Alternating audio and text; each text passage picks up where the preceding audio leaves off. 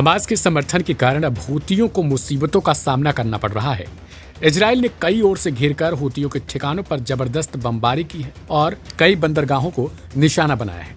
गुरुवार सुबह हुए इजरायली हवाई हमलों में कम से कम 9 लोगों की मौत की खबर थी। बाकी कई लोग गंभीर हालत में अस्पतालों तक पहुंचाए गए। यह हमला हूतियों द्वारा संचालित बंदरगाहों पर किए गए थे। इजराइल ने यमन में हूती विद्रोहियों के ठिकाने को निशाने बनाते हुए कई बिजली घरों को टारगेट पर रखा। इजरायली डिफेंस फोर्सेस के प्रवक्ता डेनियल हगारी ने अपने बयान में कहा कि इजरायली वायुसेना के लड़ाकू विमानों ने पश्चिमी तट और अंतर्देशीय यमन में हूती आतंकवादी शासन से संबंधित सैन्य ठिकानों पर हमला किया।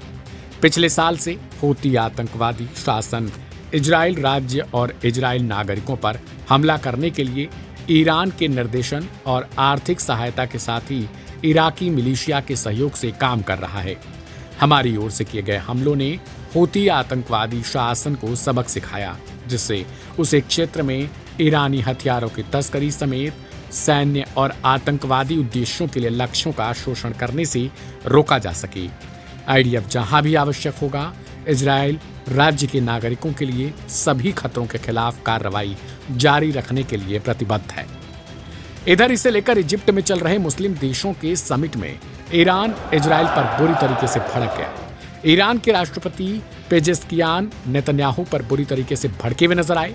उन्होंने अपने बयान में कहा कि इजराइल के आक्रमण के खिलाफ इस्लामी देशों के बीच एकता का आह्वान होगा।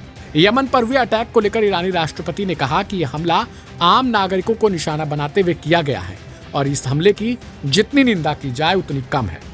ईरानी राष्ट्रपति ने कथित तौर पर वाशिंगटन पर भी इस क्षेत्र के खिलाफ इजराइल के अत्याचारों में शामिल होने का आरोप लगाया। ये पहला मामला नहीं है जब ईरान इजराइल द्वारा किए गए किसी हमले को लेकर अमेरिका को कोसता हुआ नजर आया हो। वहीं इस दौरान चौंकाने वाली बात यह रही कि पेजेस्कियान ने इस समिट के दौरान तुर्की के राष्ट्रपति एर्दोगन से भी मुलाकात की।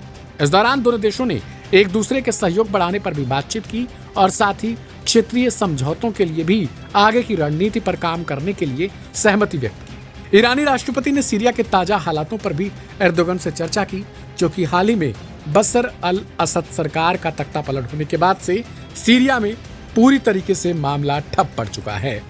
विरोधियों के कब्जों के कारण अब ईरान की नजदीकियां सीरिया से तकरीबन समाप्त हो चुकी है। फिलहाल ये माना जा रहा था कि तुर्की की भी इसमें अहम भूमिका थी, लेकिन अब ईरान के राष्ट्रपति और तुर्की के राष्ट्रपति की मुलाकात के बाद से आगे इन दोनों देशों के बीच सहयोग पर सबकी नजरें टिकी हुई हैं। इस रिपोर्ट में इतना ही। बाकी की तमाम अपडेट्स के लिए सब्सक्राइब करें लाइव हिंदुस्तान।